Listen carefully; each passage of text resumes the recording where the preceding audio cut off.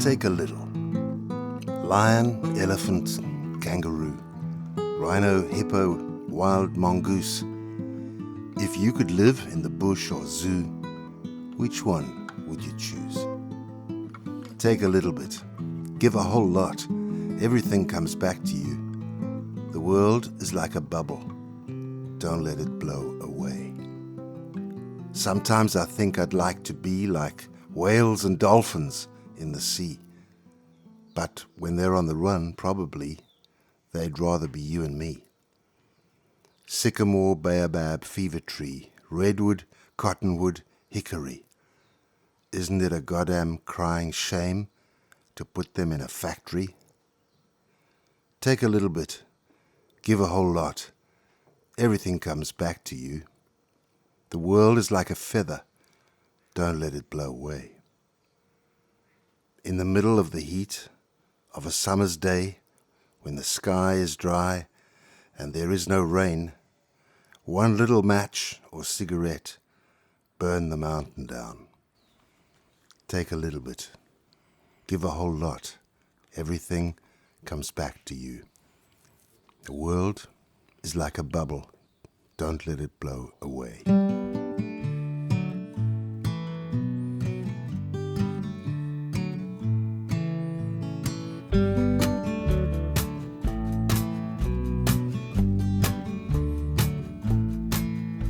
I went to the river, saw a woman wash her clothes. They were grubby at first, but they came out worse.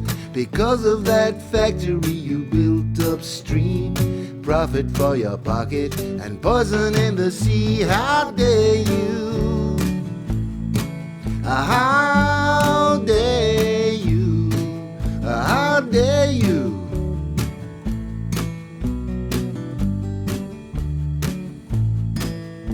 I traveled to the Amazon, connecting with a tribe, hunting for food as best they could. The forest was burning, thick smoke everywhere. Profit for your pocket and carbon in the air. How dare you? How dare you? How dare you?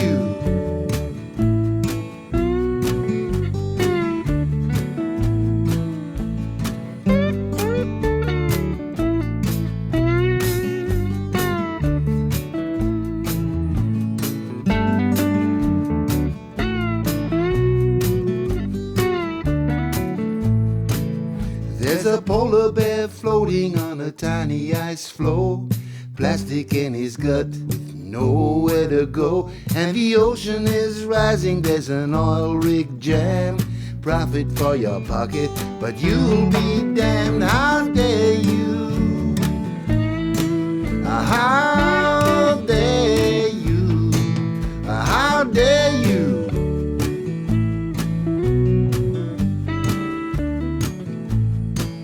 Your descendants would curse you if they only knew you don't give a toss for all that was lost. Your billions are invested with the cronies next door. Profit for your pocket while the market hit the floor. How dare you? How dare you? How dare you?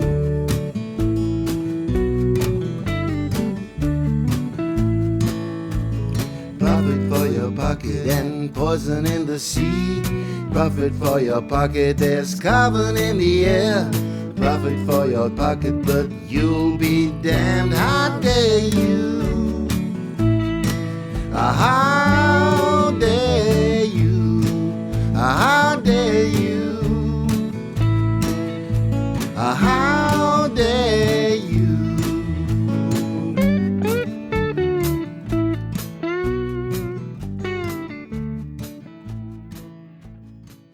Kites.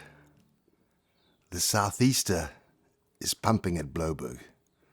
Enjoying a coffee and an almond croissant, I'm watching the kiteboarders ply their skills on the cobalt waves.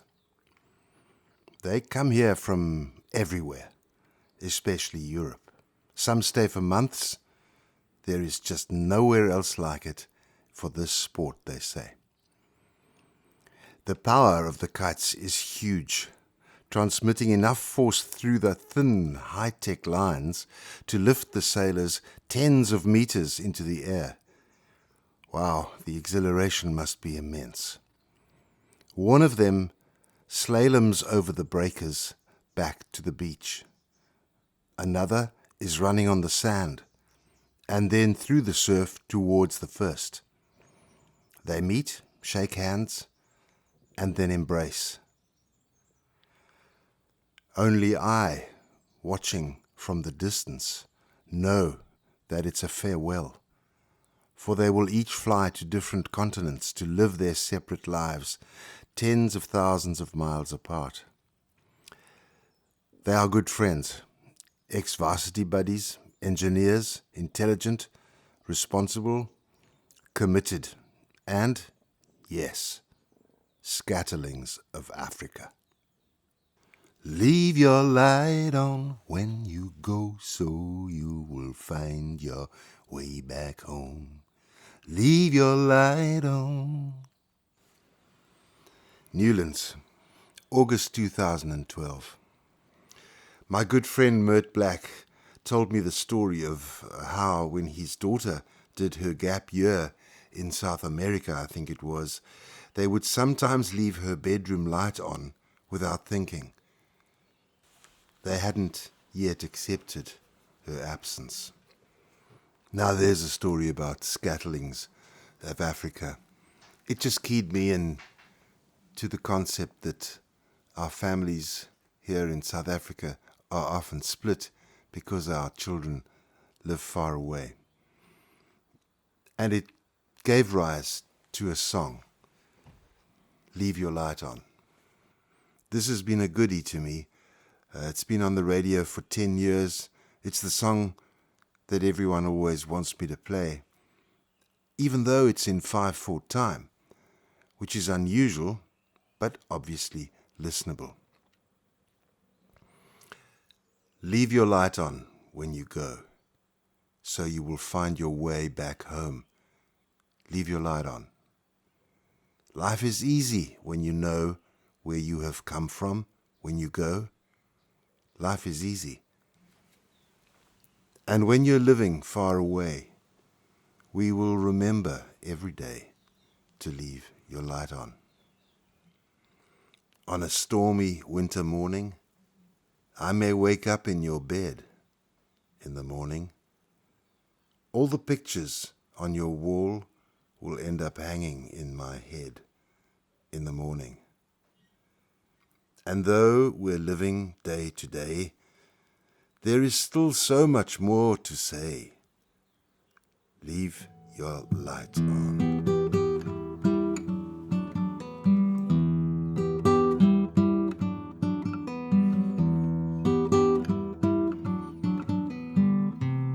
East Berlin, 1987.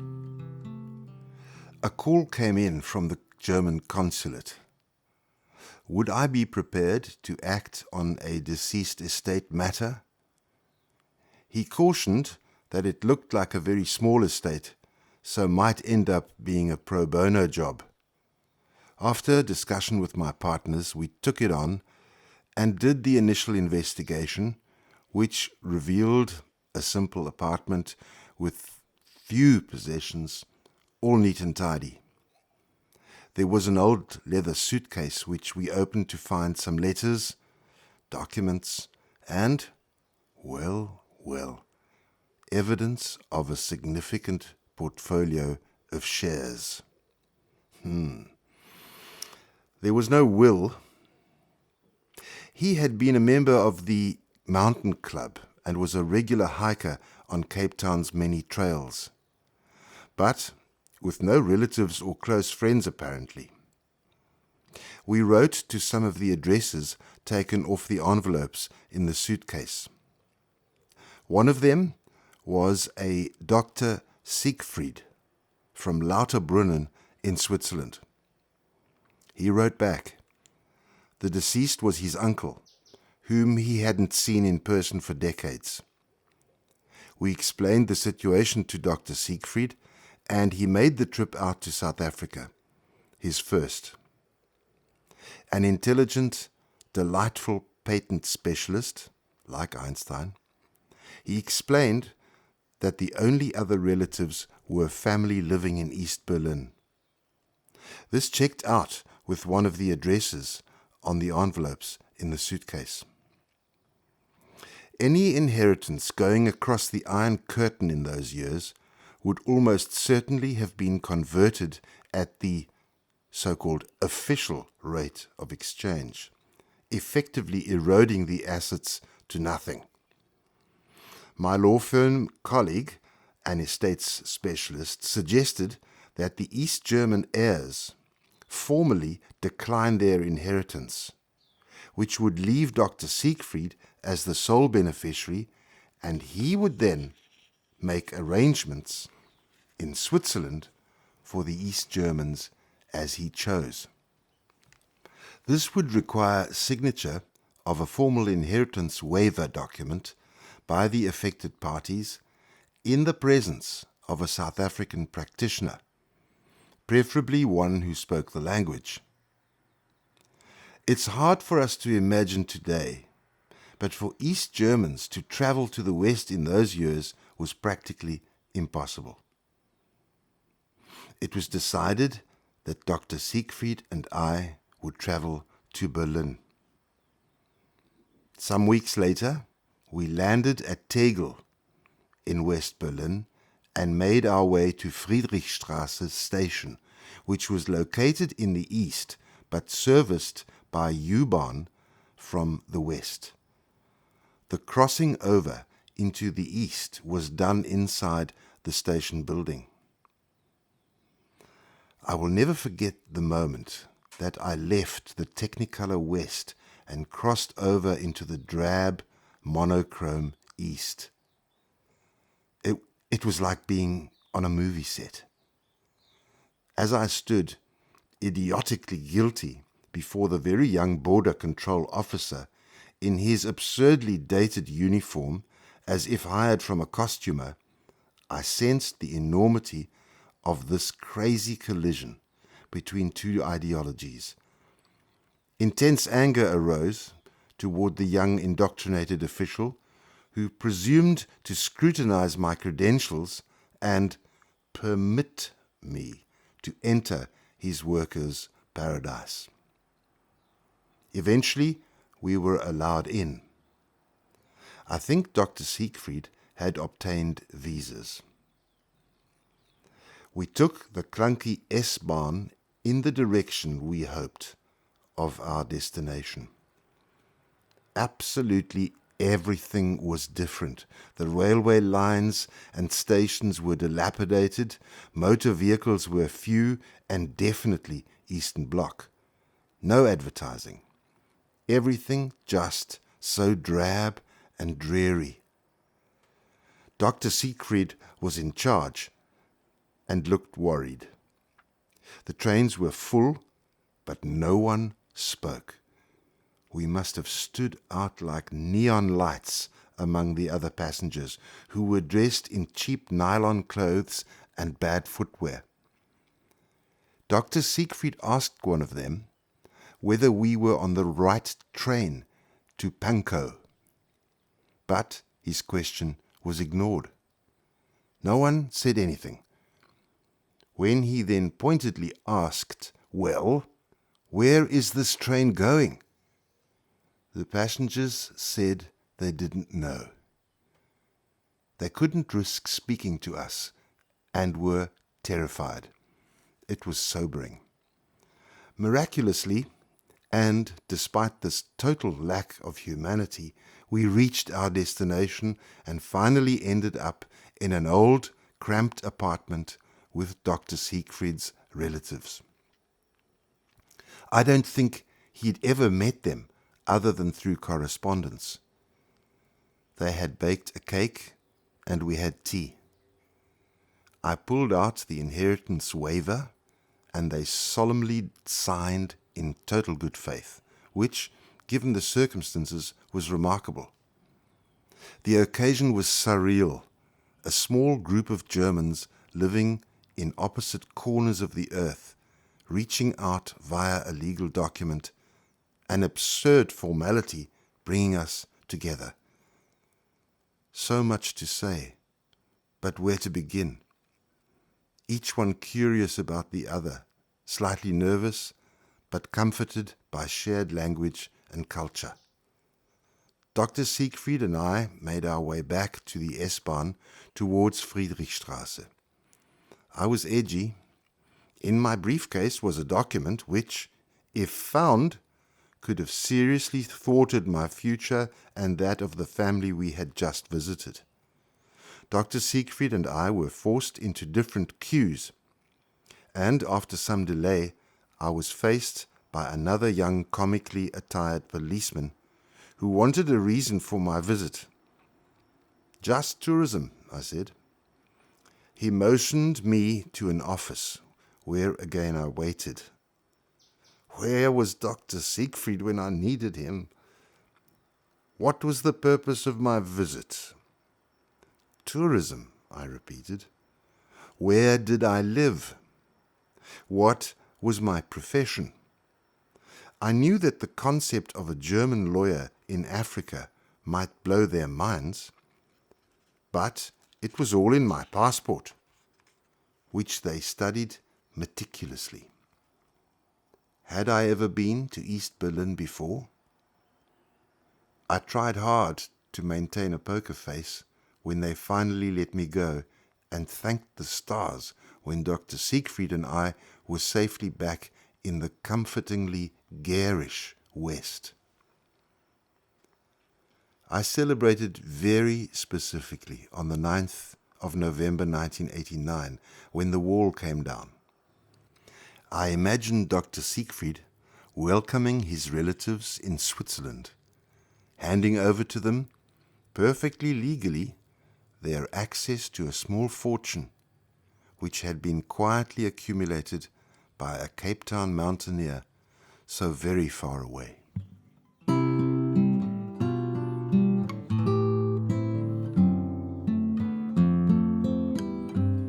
Window shopping.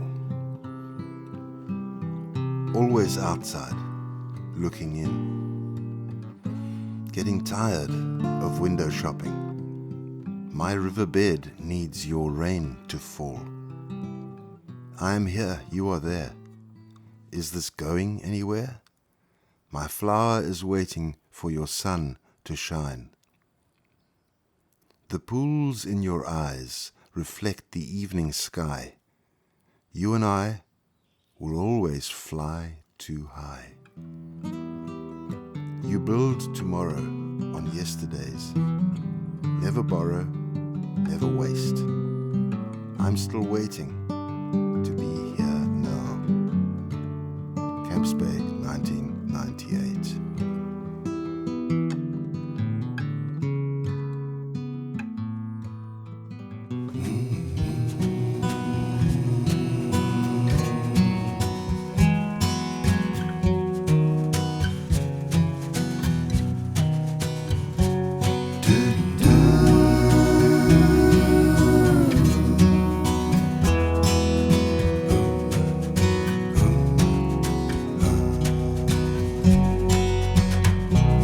Lass dein Licht an, wenn du gehst, dass du den Weg zurück verstehst. Lass dein Licht an. Es lebt sich einfach, wenn man weiß, woher wir kommen. Wenn wir gehen, lebt sich einfach. Und wenn du weit weg drüben bist, vergessen wir dich aber nicht.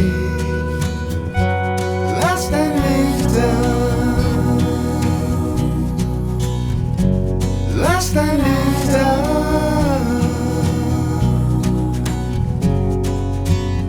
Vielleicht am stürmisch Wintermorgen wach ich auf in deinem Bett. Wintermorgen. Alle Bilder deiner Wand hängen auf einmal in meinem Kopf. Wintermorgen. obwohl wir täglich weiterleben, gibt's doch noch so viel mehr zu sagen. Lass dein Licht an, lass dein Licht an.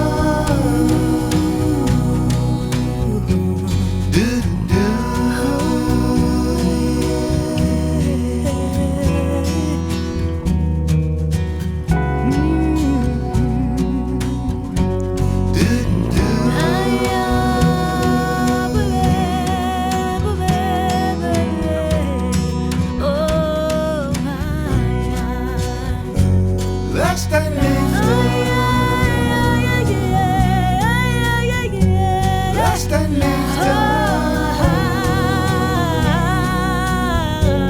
Lass dein Licht an. Lass dein Licht an.